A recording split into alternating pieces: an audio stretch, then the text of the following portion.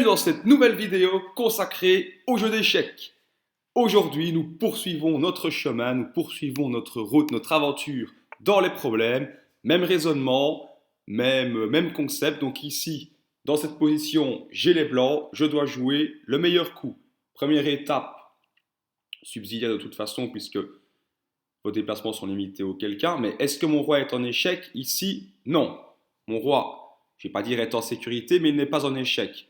Ok, roi de l'adversaire en sécurité, on dirait protégé par une petite muraille de pions doublés des pions alignés sur la même colonne et du même camp, mais on peut dire qu'il est bloqué en fait sur la colonne A, ce fameux roi noir. Pourquoi? Parce que justement, ces deux pions bloquent ces cases de fuite, et la case B8 ne lui est pas accessible à ce roi noir à cause du cavalier qui la contrôle. Dès lors, nous avons un roi bloqué sur la colonne A et cette colonne A n'est protégée par aucune tour ni dame. Dès lors, si on attaque ce roi sur la colonne A, ça fait presque mat, le fou vient parer mais il n'est pas protégé, on recapture et le roi noir est échec et mat, les blancs gagnent. Allez, suivant, on continue, on va essayer de monter un petit peu. Donc ici, alors, nous avons un roi ici qui n'a pas de case. Notre roi n'est pas en échec, au passage. Il est certes bloqué par ses pions sur la huitième rangée, mais il y a une tour qui protège, donc qui bloque l'arrivée de toute pièce lourde pour mater notre roi. Ok, notre roi est en sécurité, n'est pas en échec. Et nous avons un roi ici qui, si vous l'observez, n'a pas de case. Qu'est-ce que ça veut dire qu'il n'a pas de case? Eh bien, ça veut dire qu'il ne sait pas se déplacer en fait. Il ne peut pas aller ici parce que c'est contrôlé par le pion, il ne peut pas venir sur la colonne B car la tour protège et il ne peut pas manger le pion non plus puisque le pion est défendu par le fou. Dès lors, si le roi adverse, le roi blanc, est mis en échec, qu'on ne peut rien interposer entre celui-ci et la pièce qui attaque, et que la pièce qui attaque ne peut pas être capturée, il sera mat, puisqu'il n'a aucune case de fuite. Toutes les cases de fuite de ce roi, donc pour rappel, sont prises par les pièces noires, mes pièces donc. Dès lors, comment faire échec comme ceci? Le roi n'a pas de case de fuite, la tour ne peut pas être capturée car protégée par le pion. On ne peut rien interposer entre le roi et la tour, c'est mat. Et on continue, allez on enchaîne, on va accélérer un petit peu. Ici, le mat du guéridon. Mais moi, je préfère appeler ça le mat en queue d'hirondelle. Bon, ici, en l'occurrence, il faudra peut-être faire pivoter votre écran. Mais observons, notre roi n'est pas en échec. Très bien. Est-ce que le roi adverse est en sécurité? On le vérifie. Comment le mettre en échec? Soit en mettant notre dame par là-bas, hein, en E8, mais aucun intérêt parce que la dame reprend et il n'y a rien. Et si on met la dame ici, en F7, où va le roi? Donc dame protégée par le fou, hein, vous l'avez vu, le roi ne peut pas capturer. Ok. Donc dame F7, le roi, donc du coup ne peut pas s'enfuir sur les côtés puisqu'il est contre la dame adverse. Ok. Et il ne peut pas reculer en diagonale puisque les deux cases sont occupées et par sa dame et par un pion. Dès lors, c'est un mat. Le mat en queue d'hirondelle. Si vous retournez votre écran, vous verrez que ça a la forme d'une queue d'hirondelle tout simplement. C'est un thème de maths que je pourrais aborder par la suite. Alors ici, il y a une brèche dans le grand roc. Donc on voit que les noirs ont fait le grand roc, et le roi a roqué vers la colonne A. Mais le pion ici, en A7, n'est plus là, décidément. Alors on voit ici que le roi n'a pas de case de fuite pour sortir de la huitième rangée, protégé mais étouffé aussi par ses pions et sa dame. Dès lors, si on venait à mettre une tour, une pièce lourde, donc tour ou dame, ici en A8, le roi n'aurait aucune case de fuite. Vous l'avez compris, tour A8, échec et mat. Alors ici, on regarde à nouveau. Est-ce que notre roi est en échec? Non. Est-ce que le roi adverse est en sécurité? Je pense que vous le voyez comme moi, le roi adverse n'est pas en sécurité du tout, est complètement bloqué dans le coin de l'échiquier. Qu'est-ce que la tour va être capturée chez nous d'ailleurs? Ah, un pion. Un maigre pion pour se prendre un mat derrière. Et vous voyez ici que le roi n'a pas de case. Il ne peut pas se déplacer. Toutes les cases sont contrôlées par mes pièces. Dès lors, s'il vient être mis en échec, c'est pratiquement mat. Comment faire échec ici? Seule possibilité, amener la tour en B1. Tour protégée par le fou, il fallait le voir. Le roi ne peut pas capturer la tour. Comme je l'ai dit au début, il n'a aucune case pour se déplacer. On ne peut rien interposer entre la tour et le roi, c'est mat. Problème suivant. Alors ici, je pense que vous l'avez vu, hein, ça se voit assez rapidement, c'est le même concept à la précédente vidéo. Un petit mat du couloir, le roi étouffé par ses deux, protégé mais également étouffé par ses deux pions. Une huitième rangée protégée seulement par une tour qui est à la merci de notre tour à nous. On capture, le roi n'a pas de case de fuite, c'est la tour ici en F1 qui vient couvrir, mais cette tour n'est pas protégée. On recapture, on enfonce le clou, et à la fin ça perce, ça fait mat. Alors c'est reparti. Bon, ici, voilà, il n'y a même pas de débat, hein, c'est un mat du couloir classique. Roi bloqué par ses pions, aucune tour qui ne protège la première rangée. On fait un fameux mat du couloir. Alors ici, intéressant. Alors, si vous remarquez ici, donc notre roi est en sécurité, pas de souci. Mais il y a ici la grande diagonale, enfin la diagonale ici, cette fameuse diagonale, alors F7, G6, H5, qui en début de partie n'est défendue que par le roi. C'est d'ailleurs via cette diagonale-là qu'intervient le mat le plus rapide des échecs, mais nous y reviendrons plus tard. Quoi qu'il en soit, nous avons un roi qui est toujours au centre, des pièces noires qui ne sont pas développées, cela dit les nôtres, à part le cavalier, pas terrible non plus, mais la différence c'est que le roi est au centre, il n'est pas en sécurité et les lignes sont un petit peu ouvertes ici. Vous voyez les diagonales ouvertes sur sa gauche, donc sur le côté aile roi, sur l'aile droite de l'échiquier. On pourrait tenter d'amener nos pièces, notre fou, vous voyez, notre dame. Et est-ce qu'en amenant justement notre dame, seule pièce capable de délivrer un échec au roi dans cette position, qu'est-ce qu'il se passe? Donc on amène notre dame ici. À nouveau, hein, pour vérifier que la sécurité du roi adverse est bien là, on regarde comment faire échec. Seule façon de faire échec ici, amener notre dame en H5. Où va le roi? On peut pousser le pion évidemment pour parer l'échec, mais la dame reprend et le même problème se représente.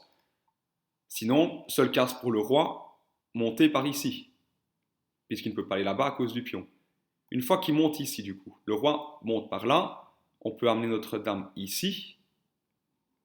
Le roi doit partir en D6, et puis après, il y a le cavalier qui peut commencer à rentrer.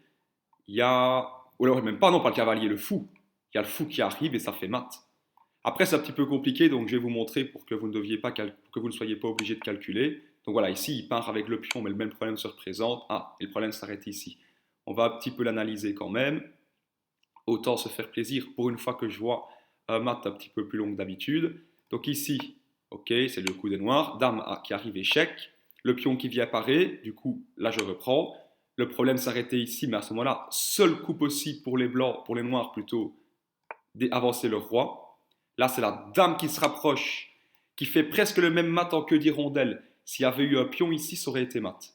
Voilà. Ou s'il y avait eu une pièce noire là, ça aurait été mat. Mais ici, le roi a encore cette case de fuite. Le problème, c'est qu'il y a le fou de case noire qui arrive, et là, c'est mat.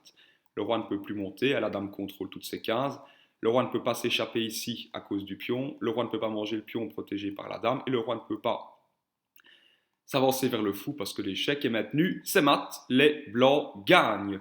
Allez, on continue, on enchaîne, on est chaud, on est caliente. Bon, ici, j'ai envie de dire, c'est à nouveau, c'est un mat du couloir un petit peu revisité. Donc, un roi protégé, enfin, protégé par ses pions, mais étouffé aussi par ces derniers sur la première rangée. Première rangée est contrôlée par une tour. Donc, ok, en apparence, mais cette tour est attaquée par Notre-Dame. Si on attaque, qu'on prend la tour, le roi est bloqué sur la première rangée. La seule solution sera de ramener l'autre tour qu'on pourrait recapturer et ce serait mat. Illustrons ça tout de suite. On prend, échec, seule possibilité pour parer l'échec, mettre la tour. Et évidemment, vous ne prenez pas la dame. On pourrait se dire, bon, on va échanger les dames. Mais pourquoi échanger les dames pour, alors qu'on pourrait gagner la partie? Donc on prend la tour et ça fait mat, évidemment. Bloquer, enfin piéger un roi est toujours plus intéressant que de capturer une dame. Alors ici, j'ai posé la question autrement. Vous savez que c'est un mat du couloir, cette histoire. Donc mat du couloir, vous le savez, le roi bloqué sur la première ou la huitième rangée, ça dépend du camp. Avec quel tour allez-vous mettre le roi blanc, échec et mat? Avec celle-ci en rouge ou avec celle-ci en bleu? Quel tour devez-vous amener sur la première rangée pour mettre le roi blanc, échec et mat? Ou pratiquement échec et mat, mais l'échec et mat sera imparable. Vous amenez la rouge ou la bleue? Vous pouvez réfléchir, vous avez top 3 secondes. Alors on regarde rapidement, qu'est-ce qui se passe si vous amenez la tour noire? Eh bien tout simplement la tour reprend, et derrière vous ne pouvez plus amener la tour en B8, parce que la tour blanche reprendrait et vous perdriez vos deux pièces inutilement. Tandis que si vous capturez directement cette tour qui est à votre merci, échec, seule possibilité, ramener le cavalier pour parer, vous assistez, vous enfoncez le clou, ça perce et vous gagnez. Bon ici, mat du couloir, hein, vous l'avez vu, hop, le roi est bloqué, la première rangée n'est pas protégée, on amène une tour, c'est terminé. Alors ici, le baiser de la mort. Donc qu'est-ce que le baiser de la mort? Le baiser de la mort, c'est lorsque vous avez un roi qui est contre un bord de l'échiquier et une dame, la dame adverse, qui vient se placer vraiment contre ce roi, juste en face de celui-ci, avec cette dame en question protégée par une pièce de son camp. Qu'est-ce que ça signifie ici? Donc vous avez un roi qui est bloqué sur le... Enfin, qui a l'air en sécurité, protégé par sa tour, mais il ne l'est pas tant que ça. Si vous regardez bien, on a du coup une dame et une tour qui braquent sur le pion situé en face du roi. Ce pion-là en question, le pion G2, qui n'est protégé que par le roi. Dès lors, deux attaquants, ici en bleu, un défenseur, ici en rouge, la case qui clignote, ben on peut capturer, on gagne du matériel. Ici, en l'occurrence, on gagne même la partie. Alors, on prend avec la tour ou avec la dame? Je pense que vous l'avez compris, vu que la case n'est protégée que par le roi, on prend avec la pièce la plus forte, c'est-à-dire avec la dame, échec et mat. Le roi blanc se prend littéralement ce qu'on appelle un baiser de la mort. Et on continue sur notre lancée. Alors ici, ici ce n'est pas un mat, c'est plutôt un gain de matériel. Qu'est-ce qu'il nous a pris lui? Ok, il nous a pris le cavalier, il a été un petit peu gourmand. Donc ici, en l'occurrence, notre roi est en sécurité, d'accord. Seule façon de faire échec au roi adverse, capturer le cavalier. Mais après, le roi peut partir se cacher ici en H1. Et il n'y a pas de suite, hein, je ne peux pas capturer le pion car il est protégé par la tour. Donc voilà, et même si je viens manger le cavalier, la dame peut tout simplement reprendre d'ailleurs. Et c'est même le meilleur coup pour les blancs, sinon ils perdraient leur dame. Mais du coup ici, pas de mat possible, dès lors, gain de matériel. Si on regarde ici donc, les pions, je pense que c'est la même chose. Voilà. Les pions, c'est équilibré. Deux tours de chaque côté, très bien. Une dame, un fou, un cavalier, une dame. Donc matériel équivalent. Oui, mais le cavalier est attaqué deux fois et n'est défendu qu'une seule fois. Dès lors, plus attaquant que défenseur, ça veut dire gain de matériel. Donc observez ici, matériel équilibré. Je capture le cavalier sur échec d'ailleurs. Meilleur coup, capturer la dame, parce que sinon je prends la dame derrière. Je reprends avec la tour. Et si vous regardez, désormais, j'ai un fou de plus. Regardez. Donc, égalité matérielle, fou et cavalier. Au terme des échanges, puisqu'il y a deux attaquants et un seul défenseur, eh bien je gagne une pièce, j'ai un fou de plus et donc une position avantageuse. Alors ici, on en parlait tout à l'heure et nous y revoilà.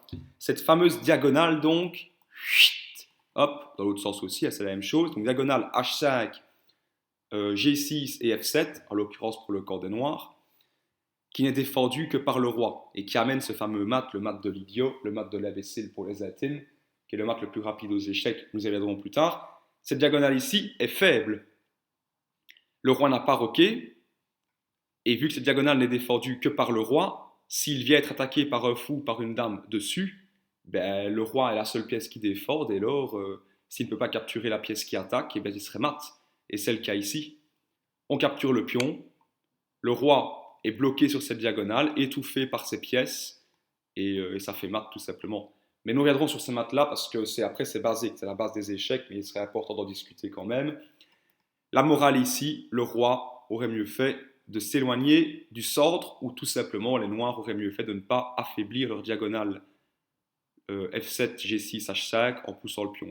Pousser le pion ici n'était sûrement pas une bonne idée. Bref, ceci étant dit, nous continuons, nous allons encore en faire quelques-uns. Alors ici, oui, ok.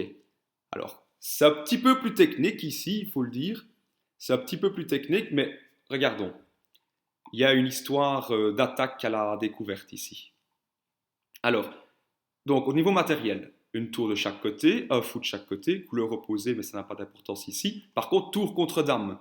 Donc les blancs ont un avantage. Pardon. Notre roi n'est pas en échec, ok. Y a-t-il moyen de mater le roi blanc? A priori, non, parce que si on amène notre tour ici, le roi peut s'échapper par là-bas. Vous voyez, il n'y a pas de mat du couloir parce que le roi n'est pas bloqué par ces trois pions. Il a une petite case de sortie ici. Donc on mettrait la tour ici, mais le roi s'échappe. On pourrait sortir le fou après, mais le roi capturerait notre tour. Si on met le fou ici, le roi peut toujours s'échapper là. Donc après, on pourrait capturer. Enfin bref, c'est une histoire de capture ici. Et si vous observez, On va oublier les échecs pour le moment. Enfin, on va oublier les plans d'échecs et mat. Observons la position avec plus d'attention. Nous avons un fou de case noire et le roi adverse placé sur case noire. Un roi adverse qui est à la merci d'une diagonale où notre fou pourrait l'attaquer. Mais surtout, qu'est-ce qui se cache en embuscade derrière ce fou? Une tour. Une tour donc en vis-à-vis avec la dame adverse. Pour l'instant, la dame adverse n'est pas attaquée parce que le fou, notre propre fou justement, bloque cette attaque que l'on aurait envie de faire. On aurait envie de déplacer notre fou quelque part, n'importe où, pour que la tour révèle son attaque sur la dame blanche. Alors, petit souci, si on venait à mettre notre fou par ici, par exemple, l'attaque serait révélée, mais la tour noire n'étant pas protégée, la dame pourrait tout simplement capturer. Par contre, si nous venions à déplacer notre fou sur échec, donc en faisant échec au roi, on déplace notre fou, on révèle l'attaque de la tour sur la dame, mais on interdit à la dame de capturer la tour parce qu'on met le roi adverse en échec. Mais dès lors, la dame est perdue. On observe, regardez. Le fou qui vient en F4, échec. La dame n'a pas le temps de capturer notre tour parce qu'il faut impérativement sauver le roi. Dès lors, le roi a dû se décaler pour sortir de l'échec et maintenant, notre tour, caché subtilement en embuscade, peut enfin révéler son attaque sur la dame blanche en capturant cette dernière et en faisant ici, en l'occurrence, échec et mat. Bon, c'est pas encore échec et mat, mais ça l'est. Je suis un petit peu gourmand, mais la tour peut venir parer, tout comme le fou, mais quand même vous échangez, vous voyez, vous capturez, il reprend. Pardon, oula, on va refaire autrement. Échec ici, la tour peut venir parer, mais vous prenez le pion, allez, on va dire que c'est le fou qui vient capturer. Vous avez une tour de plus, et à long terme, ça fera échec et mat. Donc dans cette position, en principe, vous avez un adversaire qui abandonne, bien que ça ne soit pas mat, mais ça le fait rapidement. Il suffit juste que vous jouiez correctement, ce qui ne serait pas trop compliqué dans cette position, et ça passe. D'ailleurs, on va mettre l'analyse un petit coup pour regarder ce petit problème-là. Donc, ok, la tour se décale, le fou met en échec, révèle l'attaque de la tour sur la dame, le roi doit se sauver, on prend la dame, on suppose que la tour vient parer, vous voyez, on échange, il y a le fou qui vient capturer derrière, et puis après on essaye, vous voyez, on peut déjà commencer à pousser nos pions pour aller faire une dame, sachant que le roi est complètement coupé de l'échiquier grâce à notre tour, donc à long terme on fera une dame et on ira mettre le roi blanc échec et mat. Donc dans cette position, c'est pas mat à proprement parler, mais ça fait mat à court terme. Ah, ce fameux problème. Mais décidément, on est gâté en termes de richesse des problèmes. Ici, c'est magnifique. Alors, on a eu un problème comme ça. Je pense que c'était d'ailleurs le dernier de la dernière vidéo. Voilà, le dernier de la dernière vidéo. Pardon. Dans cette position, notre roi n'est pas en échec. Nous avons un roi qui a roqué, protégé mais également étouffé par ses propres pions. Mais vous allez me dire, il n'y a pas de mat du couloir, puisque nous avons une tour. Ici, les blancs ont leur tour qui protège parfaitement la première rangée. Oui, mais est-ce que le roi est en sécurité pour autant? Eh bien, on regarde. Comment peut-on faire échec? Seule façon de faire échec ici, pour les noirs, c'est de capturer le pion ici en F2. Auquel cas, seul coup légal, seul coup possible pour les blancs à faire parer l'échec, envoyer le roi dans le coin. Dès lors, le roi serait à la merci d'un potentiel mat du couloir puisqu'il serait bloqué par ces deux pions. Et comme nous avons, pour rappel, une batterie tour, dame qui braque sur cette colonne F, nous pourrions sacrifier notre dame pour forcer la reprise de la tour avant de reprendre avec notre tour caché derrière subtilement en batterie et ainsi mater le roi blanc. Illustrons cela. Dame prend F2, seule possibilité pour parer l'échec, on cache le roi en H1. On sacrifie la dame en appuyant sur notre batterie dame-tour. Seule possibilité, évidemment, capturer avec la tour pour sauver le roi blanc. Mais derrière, grâce à notre batterie, la tour reprend et ça fait mat. Alors, petit dernier pour la route. Ah, alors ici, c'est un mat du couloir revisité encore. On observe, notre roi était dans l'échec? Non. Par contre, il pourrait l'être très rapidement. D'ailleurs, les noirs auraient pu capturer notre fou pour attaquer notre roi, un tour qui aurait été protégé par le cavalier. Ils ne l'ont pas fait. Ils ont même fait un très très mauvais coup. Ils ont été capturés notre tour ici. Alors ici, qu'est-ce que l'on joue? Est-ce que le roi adverse est en sécurité? À nouveau, pour répondre à cette question, on regarde comment l'attaquer. Seule possibilité pour attaquer le roi noir ici, capturer la tour en B8. Et qu'est-ce qui se passe à ce moment-là? Est-ce que le roi noir a une case de fuite? On ne dirait pas. On dirait que ce roi est bloqué sur la huitième rangée. Comment ça, il est bloqué sur la huitième rangée? Vous allez me dire, certains iraient me dire, il peut s'enfuir en F7. Mais non, la case F7 est protégée par le cavalier. Nous avons donc un roi qui est, si vous voulez, à la merci d'un mat du couloir, puisqu'il est bloqué par son propre pion en G7, par son propre fou en H7, et la case de fuite F7 lui est indisponible à cause de notre cavalier. Mais dès lors, ce roi bloqué sur la huitième rangée, s'il vient être attaqué sur cette dernière, mais ça fait mat. Et on le constate très vite en prenant tout simplement la tour, échec et mat, via un roi bloqué sur sa huitième rangée, étouffé par ses propres pièces, et bloqué dans sa seule case de fuite par notre redoutable cavalier bien planté dans le camp adverse. C'est la fin de cette vidéo consacrée à la résolution de problèmes. Dans la prochaine, nous dépasserons les 500 points de problèmes. J'espère en tout cas que cette vidéo sera pédagogique pour vous et vous aidera à progresser et dans les problèmes et dans les parties. À nouveau, je vous invite à pratiquer pour progresser. Mais en attendant la prochaine vidéo, je vous souhaite un bon amusement et vous dis à très vite.